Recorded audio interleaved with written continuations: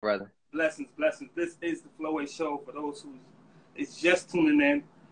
If you've been living under a rock or if you don't know great R&B music, right? Yes, sir. This guy has been doing this thing for a minute. Came in the game very young. Yes, sir. Toured with Maxwell, toured with Neo. Some of us probably heard him as a songwriter before we actually heard him do his thing in the studio for us and delivering us great quality music. Yes, sir. He's worked with Trey Songz, Nicki Yes, Minaj, sir. Jamie Foxx, Lil Wayne, Tony Braxton. Am I missing somebody? Maybe SWV. Yeah, Um, no, it's been quite a few. You he's know what I'm been saying? blessed. He's Yeah. been blessed. Yes, sir. He's been blessed. A young general in this game from DC and representing for real music, R&B music, soul music for our generation. Yes, sir. You know what I mean? His new project comes out tomorrow, Drive 2. We're going to talk about it tonight on the FloWay Show. Shout out to Spotify, iHeartRadio, Amazon Music. Kevin Ross. Everybody Yes, show sir. some love in the comments for Kevin Ross. Hey, hey, man, I can't complain, man. Thank you for having me, man. Bless, bless, bless, bless. You know, before we, this is my first time ever talking to you. Yeah. And before we kind of dive into what you got going on, I want to tap into the history a little bit. But Yeah. before we go there, I want to talk about this Lessons remix. Hey. Right? This, Eric Roberson, this joint is fire. Yeah. And the reason why I want to tap on it real quick is because it's been in my head ever since I heard it. Hey. You guys, if y'all haven't heard the record, it's amazing. Eric Roberson, Raheem Devon, and Anthony Hamilton. Anthony Hamilton, man. Yeah. Incredible record. I just wanted to tap on it real quick. How did you get the call? How did this remix come together, man? Man, that's Eric, man. Eric's the mastermind. He called me and he was just like, yo, you want to do this remix? And I didn't know who was going to be on it. I was just like, yeah, like I rock with the record Lessons. I think it's hard. So I was like, all right, bet, just send it through. So I did my verse. I only did the verse. I did the verse and then sent it back. Because I'm thinking like, all right, cool, Eric going to dress it, whatever. So then he's like, oh, did I send you like the full version? I'm like, nah, let me hear it. So he start the intro. He like featuring Anthony Hamilton. I was like, oh, he done got the guns on this joint. So when I heard everybody on it, I was like, all right, hold up, man. Let me go ahead and do this bridge. Let me go and do some backgrounds and stuff in there. Let me dress mine up too, because it came on there blazing, bruh. So like, I just had to dress mine. The record, you just gave your verse. You didn't do any ad-libs. You didn't kind of swag all over the record. I did the ad-libs, but it was only for a verse and hook, because I didn't want to take up space. So I didn't want to be, you know what I mean? Like just saying, I just wanted to be out the way. You know what I mean? But to be honest. Congratulate yourself on the song. Yeah, but then when I heard them, I was like, oh, they going crazy. Hold on, let me do a little bit real quick. You know what I'm saying? Mm-hmm. Yes, sir. Represent for the young cats. Yeah, man. It's such an incredible record, man. I think that, I'm just putting it out there in the universe. Yeah. If y'all do more songs together, man, if y'all do a run together, if y'all do a tour together, I think that's an incredible. I mean, everyone came through and delivered. Every voice is distinctive. Everyone, no one, and the thing about it is, no one is like trying to outdo each other on the song.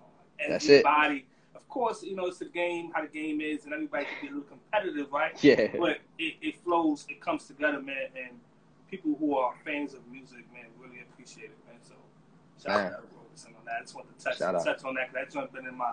Oh, that's crazy. No, it's crazy. It's an event. He knew what he was doing. Shout out to Eric, man. So, mastermind, like I said, I'm grateful to be a part of it. So, you know what I mean? I'm looking forward to what transpires out of it. You know what I'm saying? So, we'll see. Blessings. From DC, right? Yeah. You grew up with a musical family. Yeah. What's some of the music, right? Because when we hear you, man, we hear so many different goats that come to mind, right? When we hear Kevin Ross, that you probably took little things from, or you studied. What's some of the music that was playing in your household when you were coming up?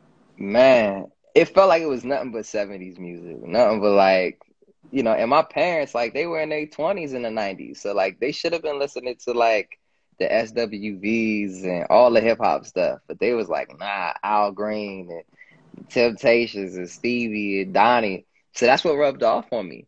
And even in DC, like, you know, when we were younger, like we would listen to like the Kiss FMs and all that stuff. But then at night, it's like everybody turned on like WHUR, which was like the Quiet Storm format. So that's why like our generation of kids, or I guess like now, like late 20s, early 30s, were well versed in music, where it's like we know all of the 90s stuff, but then we could really tap into that old school 70s bag and all that stuff just because of the fact that like how radio format was. So it was a great balance and allowed for me to be balanced as well. Wow, man. Wow. You know, can you recall the first time that you probably took music like seriously, or the first time you kind of really felt like, listen, this is something I want to do? Can you recall? Oh yeah, for sure.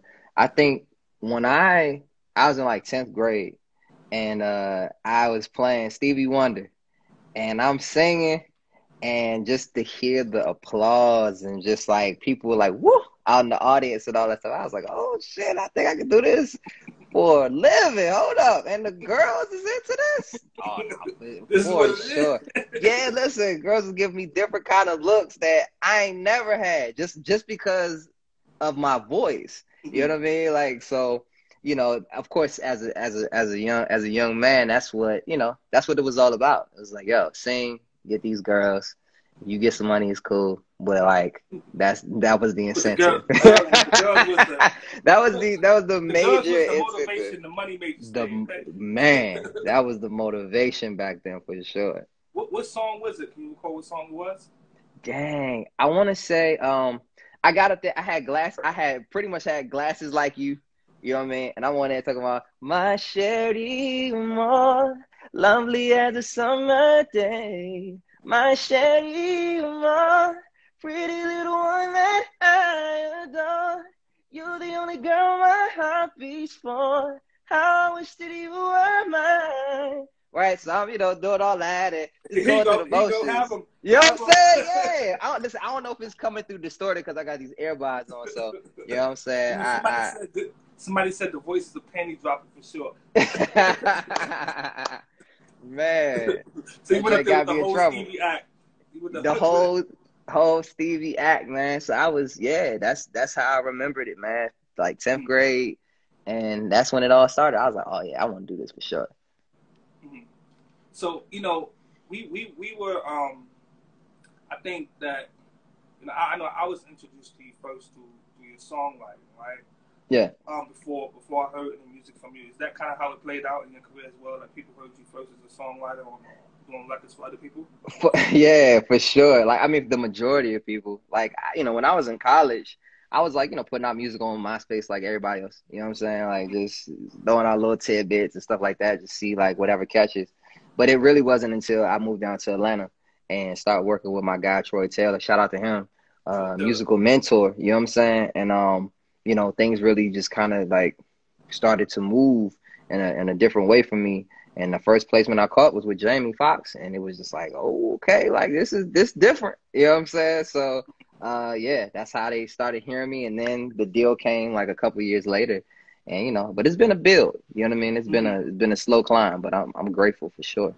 I remember first hearing your voice on the mashups, right? Yeah. They do call you like the mashup king. You earned that title, right? Yeah. The mashups, I remember seeing you on the mashups, and I was like, yo, this guy's freaking incredible. Man. And you took, you had the 90s joints, which was crazy. Like, you kind of took advantage of social media. Yeah. Before, I would kind of say before people were really taking advantage of social media like that. Like, yeah. You kind of was one of the first ones to really take advantage of social media and to showcase your talent in an incredible way. Like, no backup singers. I'm going to do all the background vocals, all the ad-libs. Yeah. It's about to be me, myself, right? Where did the idea come from? Did somebody give you the idea, or you just say, like, listen, what can I do to kind of take my brand to the next level and promote myself? Like, how did the idea originate? Man, I'm gonna be honest, man. It was my brother. My brother sent me this app called Acapella, and he did like he did something on it, and I was like, yo, that's hard. It sounds like what you do this like. He's like Acapella. So Acapella during that time, like you could like literally text like the little, the stuff that you've been doing and pass the ideas around. So I'm like, yo, this hard. So me and him doing this for like months on end, just playing around with like stupid stuff. And then I was like, yo, you know what? Maybe I should like do one and actually post it online. And let's just see like how it goes. Now, everything is in a sliding scale. So like for my, followers, like it did well. Well, I was like, oh, like this is like the most viewership that I've gotten on anything. So let me just, maybe I should do this a little bit more. You know what I'm saying? And it was fun because it was like it always keep me sharp vocally, harmony wise, musically, like I have to dig, you know what I mean, to like just really find these segues. And then it just grew into this whole thing in a sense where like the more that I did it, the more that I started to amass a following. And then, suddenly, Facebook, we at, 60 plus million views and all kind of crazy stuff. Like that wasn't the intention. I wasn't like, yo, I'm finna go crazy and my numbers finna go up. It was really like just an outlet. You know what I'm saying? Like outside of just writing that I wanted to tap into. So I'm grateful for it for sure. Wow, incredible, and it helped you. It definitely helped you. It helped. Yeah, It helped us see your raw talent. And most appreciate of the time you get introduced to an artist, and you get introduced to that first record and studio. Like you gave raw vocals. it. And, Yeah. we loved it, man. We loved it. Yeah. We appreciated that from you. Okay. Let's talk your first big record. Yeah. Long Song Away. I feel like this song continues to grow Sheesh. as your career continues to grow. Because when I knew of you from the mashups, right? When I Yeah. heard Long Song Away, it was a long time before I knew who sung Long Song Away. Yeah. I was hearing it on radio, and I would kind of just listen to it on radio, and I don't even think I was really hit to Shazam like that. So Yeah. I would just hear the song, and I remember like when that connection came together, like, oh, okay, this is Kevin Ross. Yeah. And you came out the gate on some. I mean, that song, man, is just an incredible record. Thank you, bro. It was very refreshing. And then, I saw you perform, and immediately I said, well, this guy's one of the best voices of our generation. Wow, man. Definitely, walk me through the process of just kind of putting that song together and how it came about. Jeez, man. Listen, I ain't gonna lie. I recorded that song in like 2013. It ain't see the light of day until 2017. So Wow. that's a 4-year period. I ain't think it was a single. Ain't nobody in my circle thought it was a single. I just thought it was a vibe. It reminded me of DC. It reminded me of home. And so I kept it real, like, like close to me in the sense of like on the tuck. So when I would ride at night, I would play Long Song Away. It was just kind of like one of those guilty pleasures. So when we came to a crossroad in my career around 2017, and they're like, yo, like, either, you could continue to work and find that big smash, or, adult R&B says that, they can work this record, Long Song Away. And I was like, man, I've been waiting 4 years. Like, we gonna go with Long Song Away, bro. You know what I mean? And God had a master plan that I kind of didn't see for myself, in a sense, to say, all right, you stupid, Kevin. So what I'm going to do and set up for you is you wrote and produced this. So I'm going to introduce you to the world as complete as possible, in a sense of this is your desire. This is what you wanted since you were 17 years old. You've always wanted to be the composer. You always wanted to finish things through and through. I'm giving you this opportunity. So whether you understand it or not, like, I'm going to put you in that position. And he sure did. And that record went #1 as far as adult R&B. So, you know what I mean? That was really like the introduction into that space and into that world. So it was a wild ride, man. But you know what I mean? I appreciate all of the people that supported it, all the radio stations, like even like DSPs that showed love to it. Because it was like right after that, we did Don't Go, and we ain't had no more radio money left at the label. So like they serviced it. It still went top 15 as far as the adult R&B. So it let me know like that this audience appreciated the sound and what I was doing. And then of course, I decided, once God kind of told me like, yo, know your worth. And I was like, dang, like, right after Long Song Away, like not too long after, I was like, I asked for my release from the label Mm. and began, my independent process and started the company Art Society Music Group. Can you give the fans that are listening, can you give them a little bit of Long Song Away? Oh man, come on, man. Now of course, you know what I'm saying? Hold on. We finna I'm finna Wall art. You still there, Flo? I said wall art. There we go. Oh, you know what I'm saying? Hold up. Look, You as soon gotta as you said messing up anything, Yeah. it's done. You know what I'm saying? Hold up. Clear my voice and sing this and say, cause forever's it's a long song away. Hey, so won't you please, please let the record play? Hey, you always got somewhere to go. I could sing that whole song, but it'll be long and over dramatic. I just wanted to get the point across that, you know what I'm That's one of saying? my, y'all remember, that's one of my favorite parts. Hey, come Yo, on, Flo! when you in the whip and you cruising late at night and you on that highway, you on that 95, let the record play. That shit be hitting, bro. Man, my God, I appreciate that, bro, for Salute, sure. man. Salute, Yeah. man. We love it. What would you say, right? You say you end up walking away from Motown. Yeah. And which is, as a singer, as an entertainer, everyone would want to be on a label like Motown, right? Of course, all of the greats were on Motown. Yeah. What for you, kind of gave you that I have to walk away from this situation and do something different? What was it for you? Man, just understanding my worth. You know what I'm saying? Like, it's like you can't give away your power if you don't know how powerful you are. You dig what I'm saying? So sometimes you got to take that power back because some people, they give away so much power and they be like, damn, I'm so tired. I'm drained. I don't understand why I'm tired. I don't understand why I just feel like everything feels like it's more difficult or, it's like I'm carrying this extra load. And it's like, because sometimes people be on your back. Sometimes you're carrying way too much that you shouldn't be carrying. Or you done gave away so much that you ain't got nothing else to give, right? So for me, it was about like restoration and to be like, you know what? Like, I appreciate you guys, but you know what I'm saying? Like, I'm in situations, let's say, shout out to Michael B. Jordan too, in the sense of, you know, we would have these talks and he's like, yo, I'm working on this, Piaget watch commercial and I want to use your song. And I'm like, bet, bro. You know what I'm saying? But here's the thing. I ain't own my masters. You dig what I'm saying? So it was like I had to ask my parents, you know what I mean? Mommy and daddy label, Motown, for something that I already created. And then they would leverage to say yes or no to a certain situation if they didn't feel like it was lucrative enough. And I'm like, man, that makes me nervous in the sense that it's like, yo, like, I can't eat off this. I have no control over where it goes, who sinks it, or anything. It just didn't sit well with me. You know what I mean? And if I'm gonna be, what is it? If I'm gonna be a glorified work for hire, you gotta pay me and such. You know what I'm saying? And the last time I checked on that major label status, it was like they just wasn't paying me well enough. So at the end of the day, I chose freedom. I chose to take back that power, you know what I mean, and put it back into myself and into the people that were around me.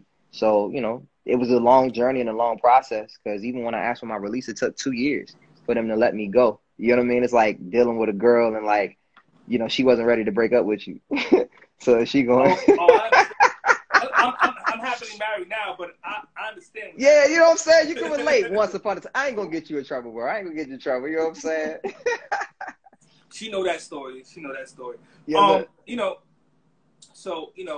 And so I guess I would say, right, Yeah. how was the transition for you, right, going from being on that major label and going to and being independent, and of course the reasons you stated, right, and having that freedom.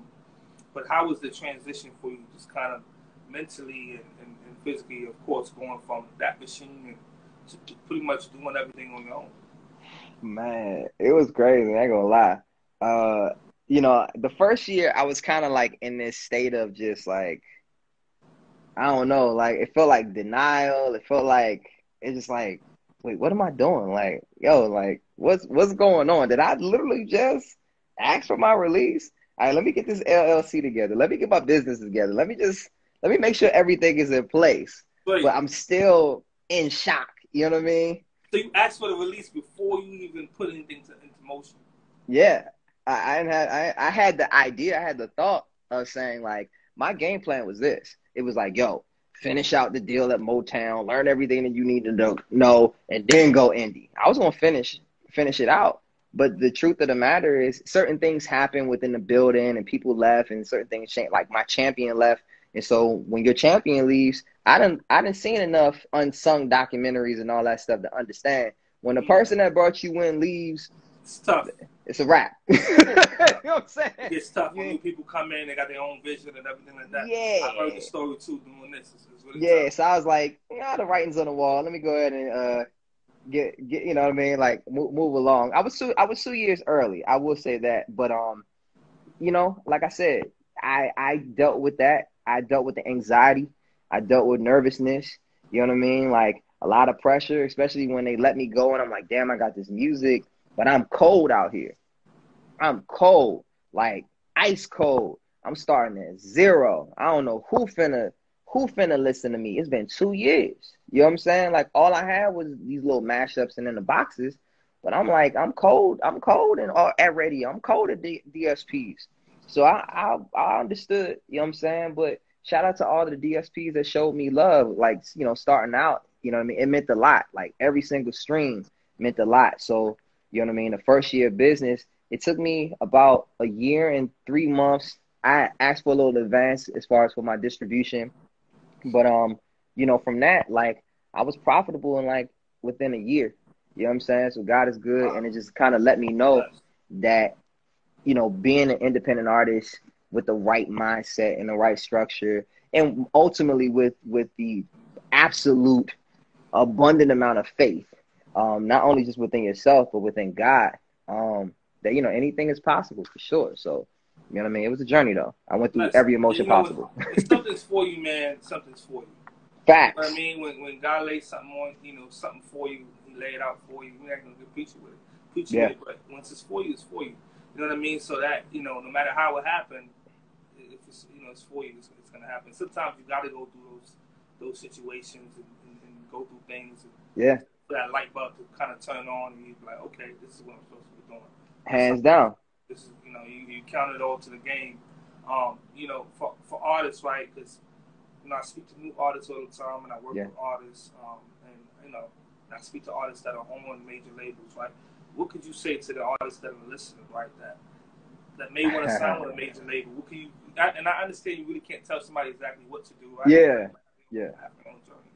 But what could you say? What advice could you give someone who may be thinking about, going to a major label or versus independent, and they can give it to them? Be very clear on your intentions. Be very clear on what your plan is. Have a plan. Have a plan. Take it from me. I got signed. I did not have a plan. I didn't have a plan. I ain't gonna lie. I did not have zero. I was like, I'm signed. They're going to take care of the rest. You know what I'm saying? Like, yeah. I'm about to get more girls. We out here. You know what I'm saying? But I'd say to be very, very honest, it's just about, like, really for all of the artists out there who are trying to or that desire to be signed to a major label. There's nothing wrong with it, right? But you just have to understand what that entails, right? You get global exposure. And if they put the right amount of money to you, that spark that you created will then be engulfed with flames all over the world. And that will generate millions and millions and millions of dollars and a lifestyle beyond your wildest dreams. Now, if you don't care about owning your masters and you ain't worried about that for the first 10, 15 years of your career, God bless you. And, you on the road and you on tours and you healthy and all that stuff, that's great. But if you're a person that you truly care about your masters and ownership and, through and through your creative and, all this stuff, maybe major labels aren't necessarily for you.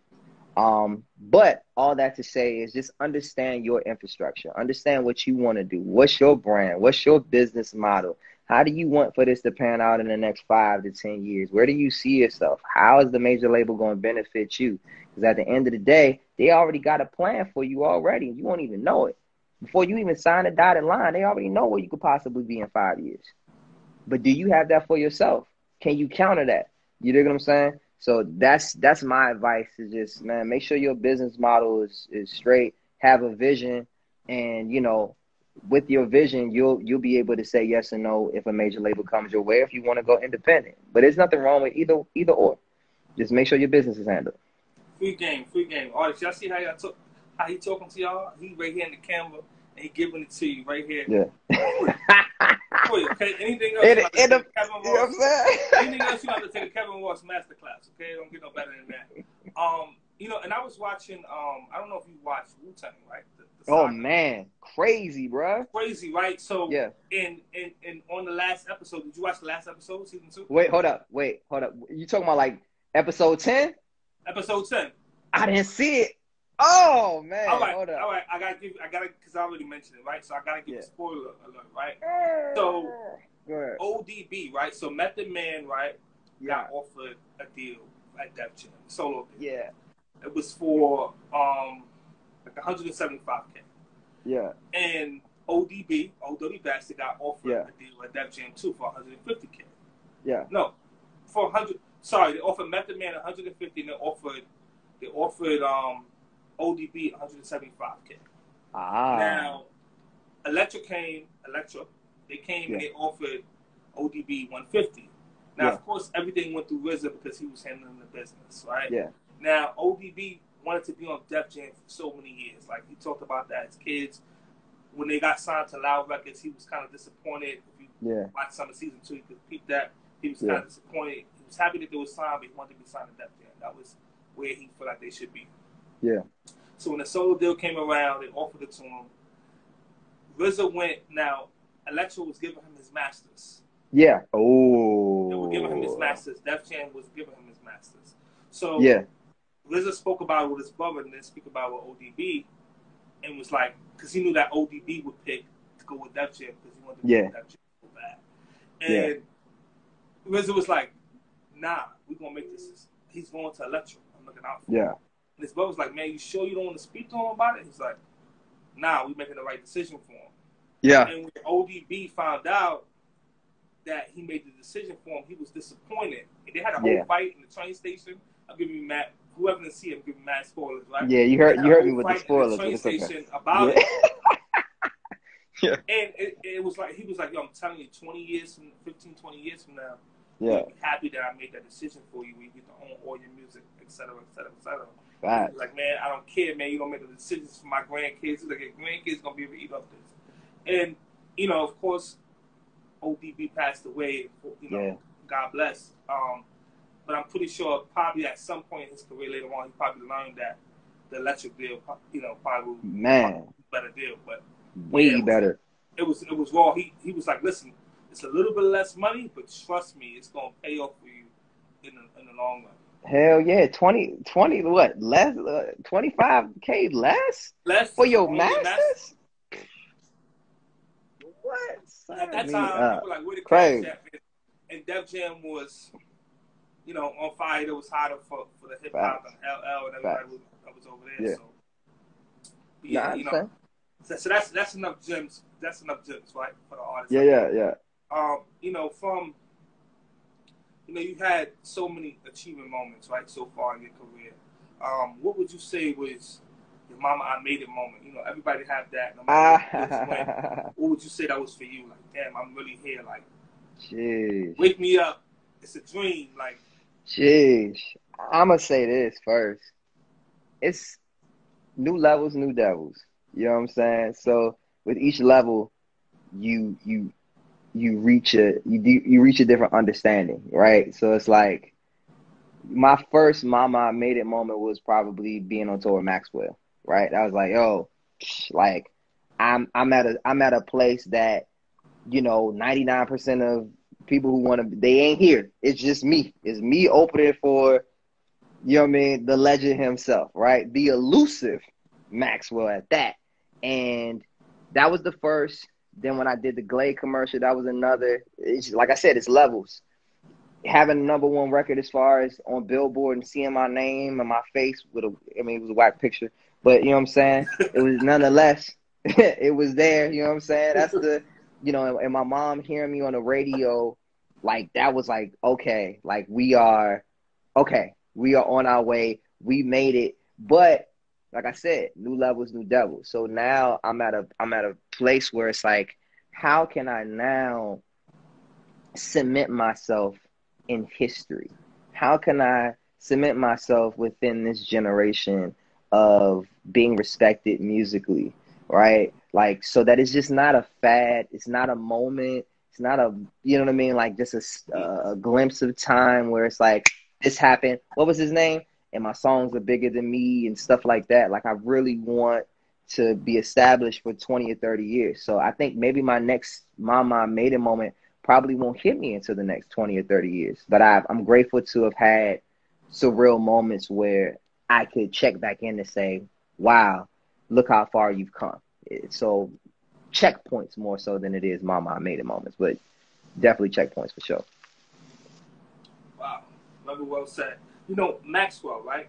Yeah. You opened up on tour for Maxwell before your first hit. Yeah, bro. Like I have nothing. I have nothing. What's Zero. some what's something that what's something you learned from Maxwell, right? Or Yeah. told you or taught you that being on the road with him, he was on the road with Neil as well. Yeah. Yeah. At one point, what's something that either one of those guys, right? They're both greats, Yeah. kings in R&B and in music. What's something that you learned that you carry with you? Two things from Max. One that actually came out of his mouth, and then the other just by watching him in action, right? So the first thing pulls me to the side, and he's like, "I'm gonna just tell you this right now. Never do a song that you don't want to do 10 years from now." And just walked on stage. I was like, okay. Well, that's 20 years walking on stage right now. So I'm gonna take heed to that. But then also too, I would go to these venues and I would see these like big ass trucks pull up and these black boxes and they were all stamped Maxwell, Maxwell, Maxwell, Maxwell. And I was like, that's kind of cool that all these things, they would just put his, like name on it. That's kind of cool since it's the tour. And they're like, no, he owns all of this. And I was like, wait, what you mean he owns all of this? Like the lights, the sound, all this. He's like, everything that you see that's on that stage outside of like maybe like the house board, Maxwell owns. And I was like, oh, that's different. You know what I'm saying? Like he had like 3 fleets of like tour buses. I may be telling too much information. Sorry, Max. But 3 fleets of tour buses. He owned his back line. But then in retrospect, I'm like, shoot, like whenever he goes on the road, like he ain't ever got to worry about it, right? So it was an investment. He might have spent good $3 to $5 million. You dig what I'm saying? Like really like collecting like that level of backline. But then when you really like to not divulge like what he grosses, but it's gross. And Listen, so like I've done a few shows with Maxwell, and it's yeah. always been a backline buyout. So Yeah. we never had to cover it. So smart. Yeah, Smart you know what I'm move. saying? So it's like invest in yourself, even when it doesn't, even when everybody else may seem like it doesn't make sense. Invest in it if you see yourself doing that for the next 10 to 20 years, because that 5 million or whatever it is going to be a small, drop in in the pond or in the ocean, to be honest. Yes, Trace. He owns the production bit pretty much. He owns his own. Yeah. Pretty much. Max is the boss. Like, don't get that whole, you know what I'm saying, shirt all out, bush and Smooth all that. singer, singer, Nah, brother. that boy about his business. Don't ever get it twisted. People talk about right R&B, Yeah, being dead, and this conversation has been a while. yeah, It's been like just kind of just floating in the air for a minute, right? How do yeah. you feel, right, about the current? Because I know how I feel, but I'm letting you state how you feel. How do you feel about the current state of R&B and where it's at this moment? Well, I mean, just to answer just straight off, like, I mean, R&B's not dead. Like, It's far from that, Like right? that Like that as comes long, off real like really, man. You know what I mean? yeah, Like like seriously. But you can shake that off. It's like it's whatever. Like as long as rappers are singing melodies, like R&B's alive and well, it's fine. So I'm not worried about that. It's more so of the thing of the current state of it, right? And we are underground. We are not in a prime time position.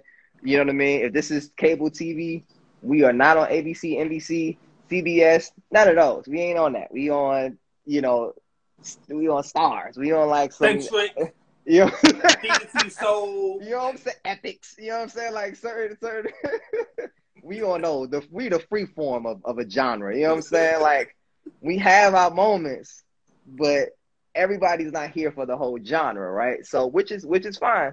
But all I have to say is I have never heard so much good music come out in the past 3 years, 3 to 5 years. Nah, let's say 3 years. I don't want to be too overzealous, but 3 years of music in the sense of this.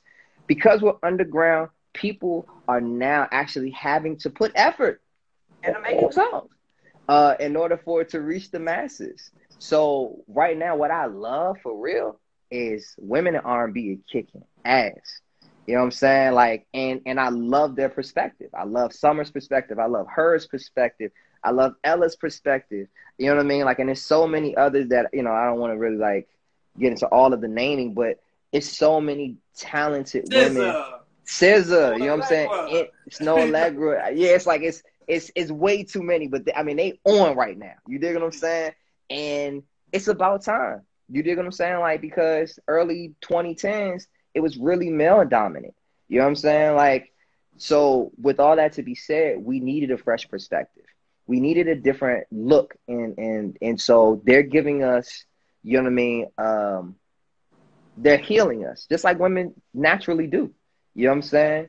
Queens are there to aid and to heal, to reshape. You dig what I'm saying? Like they call it Mother Nature for a reason, right? So at the end of the day, like these women are actually cleaning up the ish that The world. happened. You know what I'm saying? Like and they're doing a lot of the dirty work for us in a sense of reshaping and reforming the genre.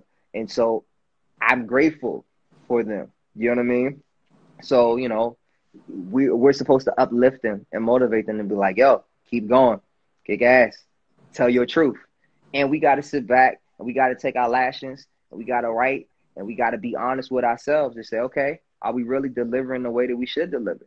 You know what I'm saying? How can I be of assistance to them? You know what I mean? Like to further the genre. There'll be a time where, you know, men are dominant again. You know what I'm saying? But for right now, we needed to have a seat. You know what I'm saying? We were driving it off the cliff. You dig what I'm saying? Like, so I'm not surprised of where we are.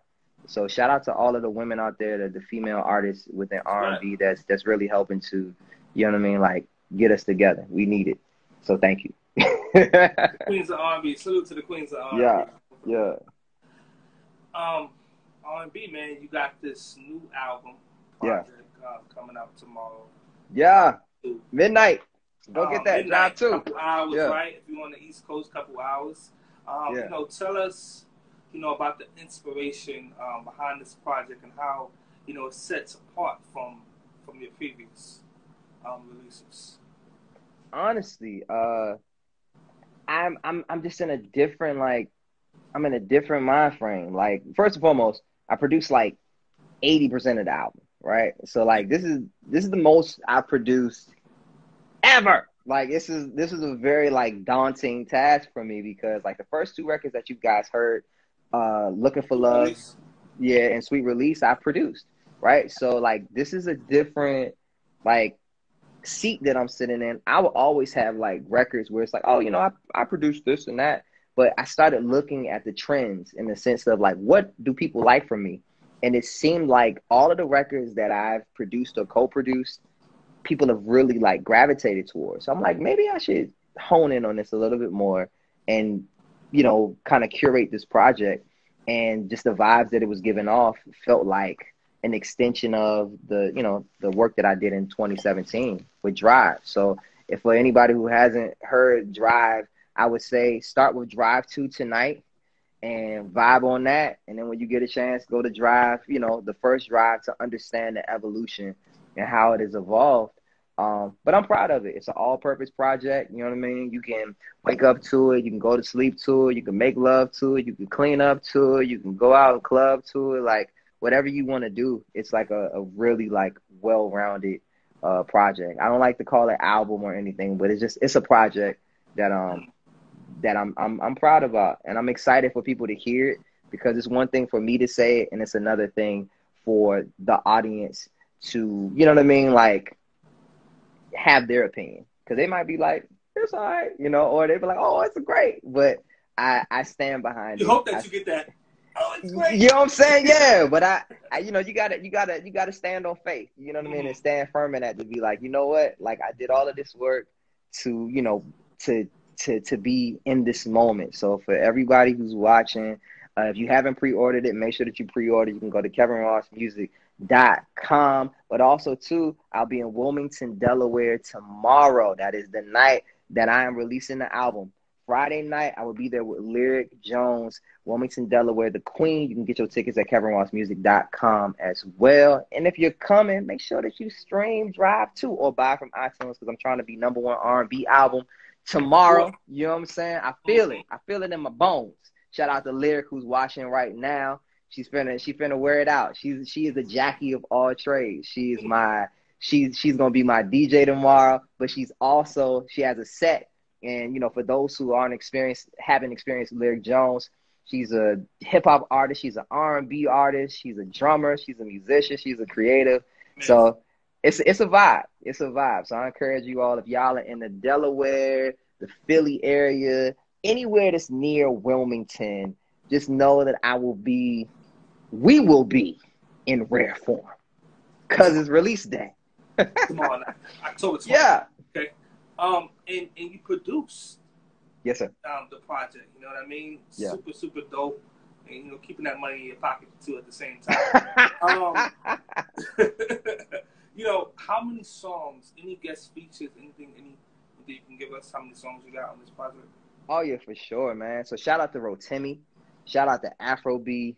Those two, you know what I mean, really showed up on the album. Afro B on the album? I got Afro B on the album, bruh. Shit. Can't wait to hear that vibe. I know that's a vibe. That's a vibe. And let me tell you, bruh. So after we did that record, then we locked in again, and we got more joints. That's a whole nother conversation. Tunes. But when I tell you, the tunes. Yeah. So I don't know. I don't want to give it, but shout out to Afrobeat, shout out to Rotimi, man. They showed up and showed out on Wave Runner, and I'm excited for people to hear it tonight. I really want the same record. They both on it, yeah, because it's my introduction into Afrobeat. Like this is my first Afrobeat, Afrowave record. I've been toying around with it in private, but this one actually made it out. So I'm curious to, you know what I mean, to see what people think about it. Yeah. The vibes. Yeah. Got you. Make sure y'all stay tuned, man. Watch Kevin Ross, man. He tapping in.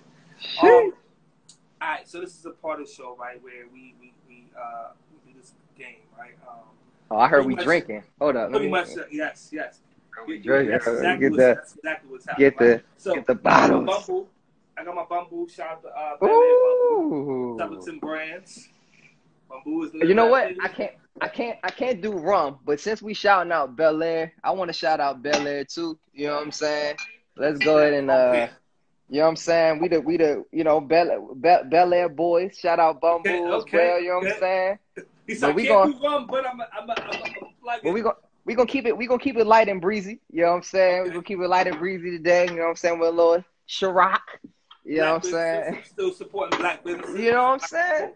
The Ciroc apple is always a good one to go with. Yeah. So I ain't messing with the rum. I gotta show them all. Yeah, right? Listen, it'll dry you out. You'll be worn out. Well, listen. All right, I'm not gonna take it easy on you, right? You ready? Yeah, we good. Let me pour one up right now. Let me go and prepare myself. And everybody who's watching, if you're 21 and over, you take a shot when Kevin can't choose, right? So pretty much you choose one or the other. If you can't choose one, then you take a shot. right? All And right. I gave this some thought because I know you're from the DC area, so that DMV area. So I Ah, stacked their people right up, some of your people right up against each other. You ready? all right. All right, Tank or Genuine? Tank. Okay. Okay. Johnny Gill or Raheem Devon? Ah, hold on. What? You heard me? Johnny Gill or Raheem Devon? Oh man, that's tough. And you said if I can't answer, I got to drink. Yeah, if you can't choose between the two, we gotta take a shot. I'll take I'm gonna one. take a shot. I'm gonna take a shot. Okay. Shout out to both of them. I work with both of them. Immensely talented. I can't do it. So is that a response because you work with both of them, or you really can't just choose between the two? And you know what? I had to take a shot out of respect, and I should have took a shot out of respect of Genuine and Tank because I got love for both of them too. I relate to Tank on a level of just musicality. Sex, Love, and Pain was kind of like my vocal guide, like vocal Bible. You know what I'm Before a saying? lot of young players in the game. On a male level, you know how like people be studying Brandy and all that. Sex, Love, and Pain was that for me, like all the way. So that's why I Tank. You know what I'm saying? I couldn't take that shot. But for Johnny and Raheem, like, that's a tough one. Just off the strength that I don't even think Raheem is from DC. I mean, he represents DC, but I don't think he's originally from DC. Like, to be politically correct. But shout You know out to what? Raheem. I'm not even gonna go there. I'm not even gonna go there. He's from DC. He represents the DMV. That's why I took this shot. He's a technically speaking. Technically speaking, you know what I'm saying? But he put on for the city. He put on for the city. He didn't want Grammys for the city. You dig what I'm saying? So I'm gonna shut my mouth. Thank you, Raheem. Thank you for paving the way for a youngin' like myself. You took the shot. I didn't see you take the shot. I did. Hold on, Yo, man. somebody put in the comments you took the shot. I didn't see. Somebody. But you know what? I just say took the shot at Bamboo, so maybe I was taking my shot. I didn't see it. Somebody say something now. I take a courtesy shot because I ain't giving no more shot. Here we go. You see it? Trace, Here we go. did you take the shot? In the flesh. You watching? In the flesh. You watching? There's Here we probably go. water in that bottle. That's why he got the survive. Put the water in there before his publicist told him, "Listen, you're gonna be taking shots. Stop for the water, so you'll be good tomorrow." Right? Nah.